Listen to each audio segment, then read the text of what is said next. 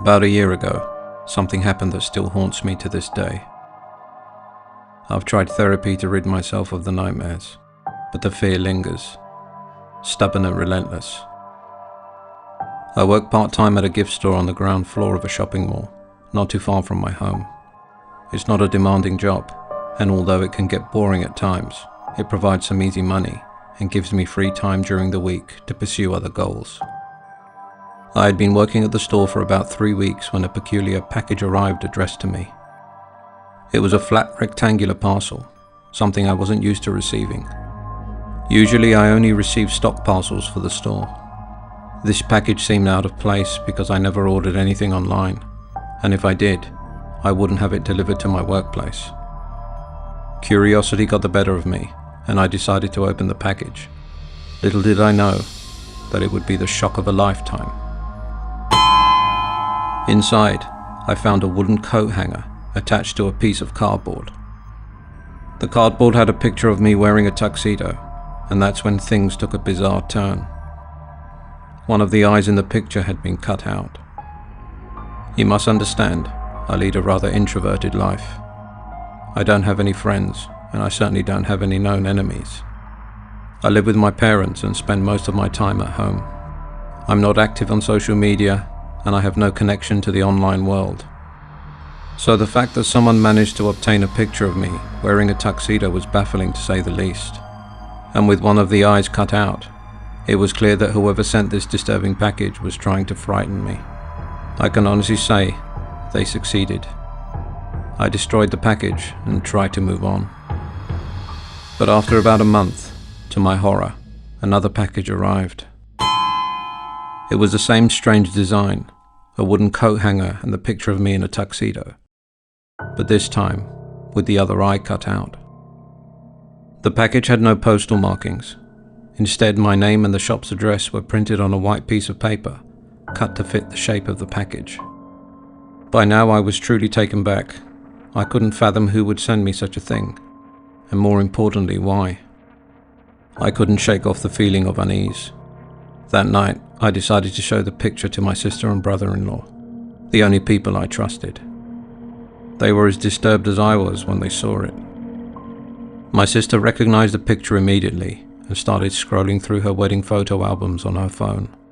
As she zoomed in, the picture matched. It was from her wedding.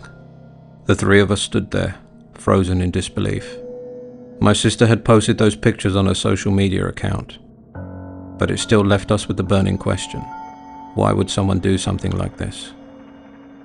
As time went on, I continued to receive more of these strange coat hanger pictures.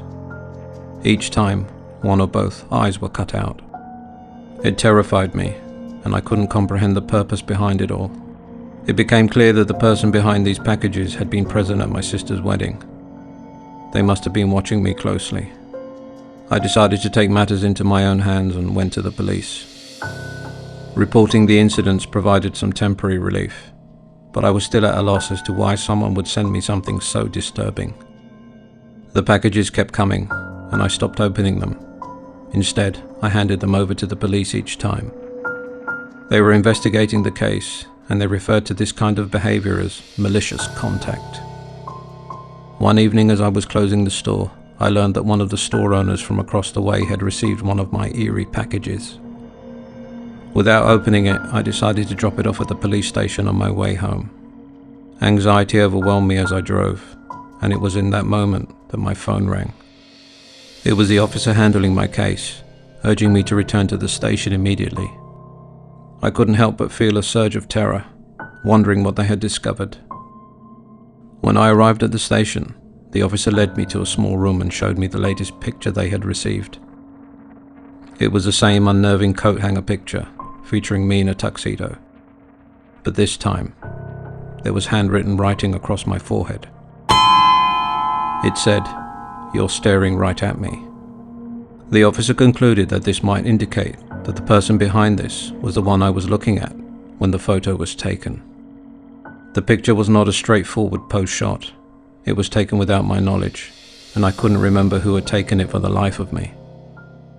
Filled with dread, I rushed to share the latest development with my sister and brother-in-law. We scoured through all their wedding photos, desperately trying to identify the person who had taken that picture of me. The wedding had taken place over 6 years ago, and it seemed impossible to remember every detail. Despite our efforts, we came up empty-handed. The police continued their investigation, but weeks passed without any significant updates. The suspense was agonizing, and deep down, I knew it was only a matter of time before another package arrived at my doorstep. The fear that gripped me was indescribable.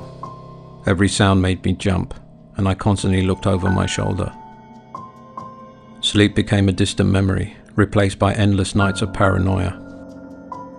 I couldn't comprehend why someone was fixated on me, why they were toying with my emotions in such a twisted way. As the days turned into weeks, my anxiety remained at its peak. I tried my best to go about my daily life, but the constant fear weighed heavily on me. I couldn't help but wonder if this torment would ever end. Now as I sit here, recalling this harrowing experience, I still don't have all the answers. The police investigation seems to have hit a dead end, and the packages have stopped arriving for now. But the unease lingers, always at the back of my mind, like a shadow waiting to resurface.